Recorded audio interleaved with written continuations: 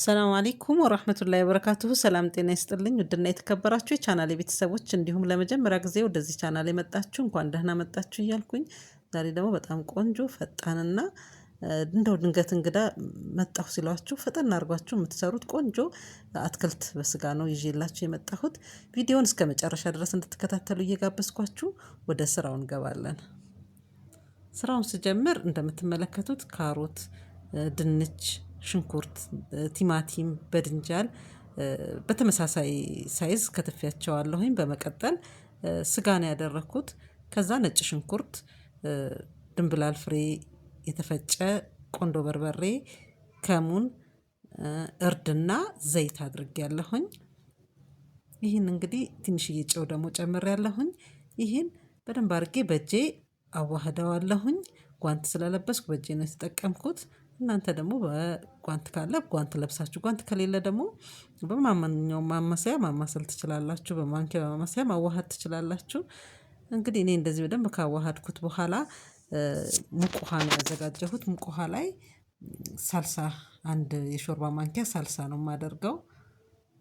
ከፈለጋችሁ ትንሽዬ ከለር እንዲሰጠው ከፈለጋችሁ በርበሬ ማድረግ ትችላላችሁ፣ ወይንም ፓፕሪካ መጠቀም ትችላላችሁ። እኔ ግን በዚህ ሁኔታ የተጠቀምኩት ቆንጆ ሆኖ ነው የወጣልኝ። ከዛ ከደን አድርጌው ሎክሼዋለሁኝ። እስካሁን አልለኮስኩትም ነበረ እስከማዋህደው ድረስ ሳልሳውን እስከምጨምር ድረስ አልለኮስኩትም ነበር። አሁን ግን ሎክሼ በመሃል በመሃል ደግሞ እንደዚህ ከፈት እያደረኩኝ አየዋለሁኝ። ይህን አሰራር በኦቨንም መስራት ይቻላል።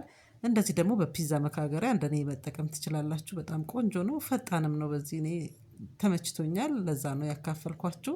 ከዛ የኔ ትንሽ ጨው ስላነሰው ጨው፣ ላውሮ ቅጠል እንዲሁም ደግሞ ቃሪያ፣ ድፍን ቃሪያ ነው የጨመርኩት።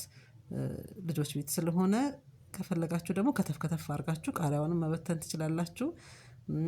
ድንብላል ቅጠል፣ ፐርሲሊን ቅጠል ካላችሁ ከላይ እንደዚሁ ማድረግ ትችላላችሁ። በጣም ቆንጆ አሰራር ነው። ጣዕሙ፣ ሽታው በጣም ልዩ ነው። ከፈለጋችሁት ጋር ደግሞ ማቅረብ ትችላላችሁ። ከፈለጋችሁ ከእንጀራ ጋር፣ ከፈለጋችሁ ከሩዝ እንዲሁም ደግሞ እንደኔ ከዳቦ ጋራ ማቅረብ ትችላላችሁ። ቂጣም ካለ ከቂጣ ጋራ፣ ከሁሉ ነገር ጋራ ማባያ አድርጋችሁ ማቅረብ ትችላላችሁ።